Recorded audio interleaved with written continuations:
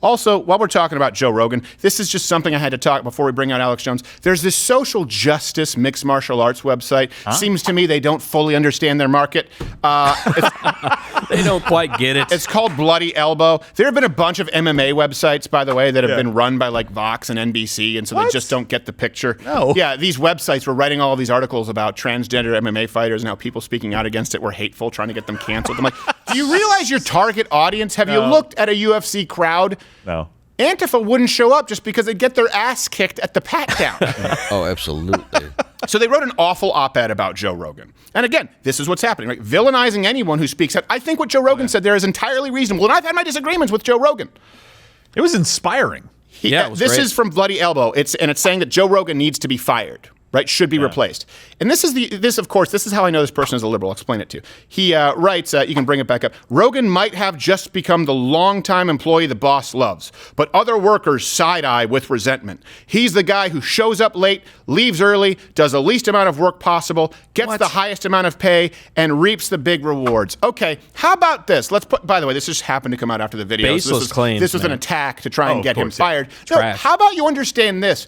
Unlike other commentators who were going to collect million-dollar contracts from huge legacy media networks, right, from huge sports organizations, Joe Rogan took a risk and worked for free. Starting in 1997, they basically gave him free tickets to the event as a fan where he would do commentary, to be clear. This was during the dark ages. Remember when John McCain was championing against it? They had to host it on Indian reservations, and it wasn't even on pay-per-view. Joe Rogan took a risk and was putting in work when no one else was willing to. Brian Kilmeade wasn't there. He was there for the first UFC event with Bill Superfoot Wallace, the funniest burp on live television.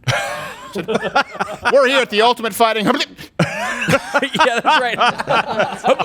I just remember the guy's tooth getting knocked out. I think it was a Samoan guy. He got kicked by this giant white guy right in the face in UFC 1. That guy ended up being an actual white supremacist. Was he really? Yeah, Bordeaux. He looked the part. Yeah, many years later. Yeah. It was with the frozen sausage at Ann Arbor. Well, Yes, that was in Ann you, Arbor. Dave. Yeah. This is what the left, look, Joe Rogan, this is the point, is you are not paid based on your hours worked, okay? Right. You are paid based on your value. It should be something that the left is on board with, by the way. Rather than reducing people to a number, you're actually including the totality of their value, of their essence, what they bring to the workplace. Yeah. This is why business owners create businesses. It's very comparable to Joe Rogan saying, you know what? I'm a fan. I see something here. I'm going to work for free for a while. And if this helps build this business, you know what? Maybe let me get my beak wet. Toss something my way. This is the only reason that business owners create businesses, because at some point they shouldn't have to kill themselves, and you can have your money work for you smarter. They took a risk, forwent a salary for often years. In my case, 5 years. Yeah. 5 years, no salary. Well, this started from $40,000 in my savings account, you know this, in a den, after I had spent time on the biggest networks in all of television and said, you know what, I'm going to bet it all on black. It's why I don't do 2 shows a day. It's why I don't do 3 hours of radio and then a nightly show and then a podcast and another podcast. This is the only show I do because I put everything that I had into it, and it is no one's business as to when and as to how much I get to reap the rewards. Bloody Elbow, they go on to say, while the other members of the UFC commentary team put in work all week to prepare for a big event, not to mention also covering Tuesday events at the UFC Apex, Rogan's doing, well, something else. While John Anik is nailing down the proper pronunciations of the fighter names and helping the other members of the commentary team get background information on the fighters, their families and their camps, Joe Rogan is, well, elsewhere. Yeah, hold on a second. Doing something else. And by the way, this is what I want to be clear. This is just a hit piece that they're using to coincide with something they don't like him saying politically. Yeah. Okay, he's always been with detractors, of course, whenever you're that big, and his podcast is bigger than Earth.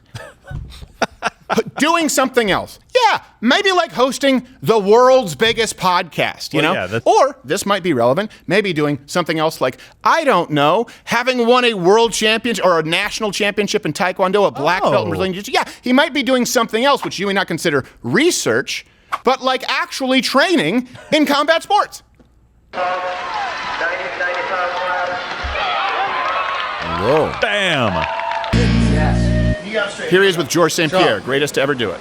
Teaching him, because Joe Rogan does have some techniques which he's very, very good. Do you mind if I check, man, and